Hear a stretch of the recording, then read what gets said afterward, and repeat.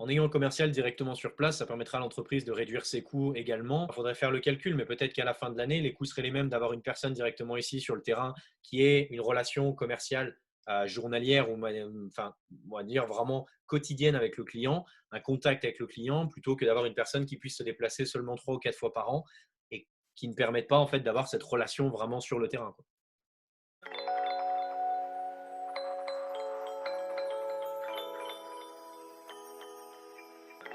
Bonjour à tous, je m'appelle donc Nicolas. J'ai commencé mon parcours passionné en fait de mécanique automobile depuis que je suis vraiment très jeune.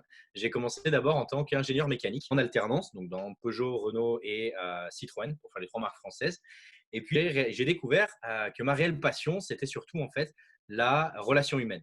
C'est pour ça que j'ai continué sur un bachelor en tant que business developer et ensuite sur un master également en alternance, donc en tant que responsable de projets commerciaux à l'international.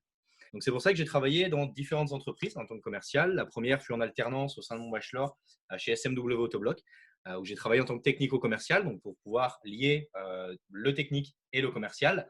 Et ensuite, j'ai continué donc en master au sein de Pierre Martinet, le traiteur intraitable en France.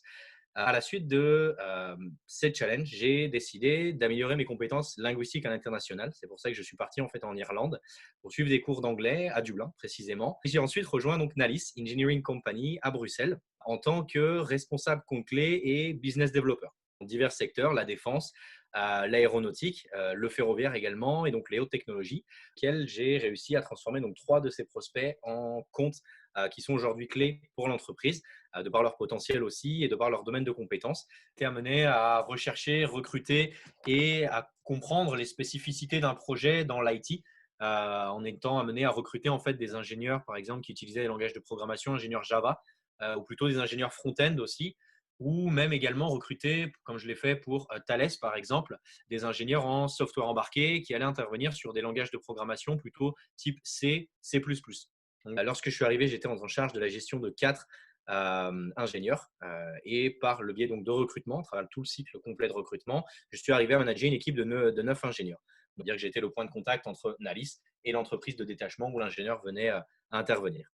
Et aujourd'hui, donc, je me retrouve au Chili à la recherche d'une nouvelle opportunité en tant que compte clé ou business developer, idéalement dans un domaine technique, mais surtout avec comme premier plan, avec surtout comme pilier central, j'ai envie de dire, la relation humaine qui est forcément ma passion. La relation humaine et pouvoir accompagner et aider les gens dans leurs projets.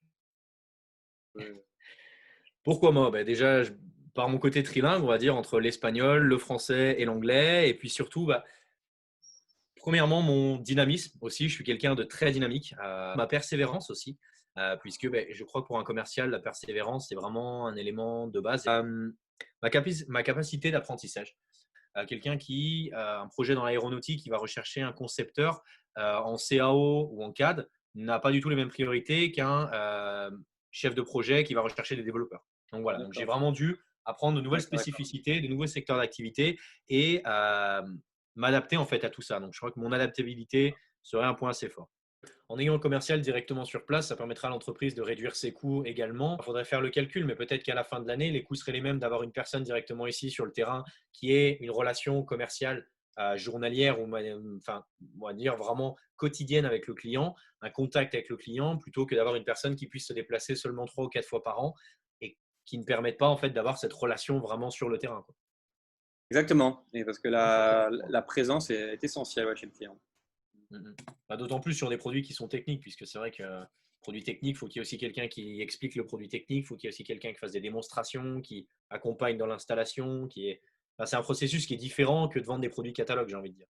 Une référence catalogue comme sur Amazon, le client il peut acheter lui-même, il n'a pas forcément besoin d'un accompagnement très compliqué. Et sur des Ouais. solutions qui sont plutôt techniques, spécifiques, là-dessus, l'accompagnement, pour moi, c'est la clé. Et je l'ai vu, Mmh. enfin, même en alternance en tant que technico-commercial, je le vois, c'est la clé, l'accompagnement, c'est vraiment expliquer, faire la mise en route, enfin, c'est des choses qui sont vraiment très importantes. Et même si le commercial n'a pas forcément une fonction vitale là-dedans, un technicien peut très bien le faire, ça permet quand même au client, ça le rassure en fait sur le client. Il y a une présence, ça le rassure en fait. Et ça, vraiment, cette partie, le rassurer, c'est la relation commerciale en fait. Ouais, tout à fait, je suis complètement d'accord avec toi, je te rejoins complètement et j'ai fait ce métier pendant près de 10 ans. C'est D'accord. hyper important et tu gagnes en crédibilité aussi en tant que commercial quand tu connais ton produit et quand tu es capable de faire des démonstrations du produit, quand tu es capable de faire des mises en route, comme tu dis, de la formation C'est et ça. voire du service après-vente, de la maintenance du produit. C'est ça.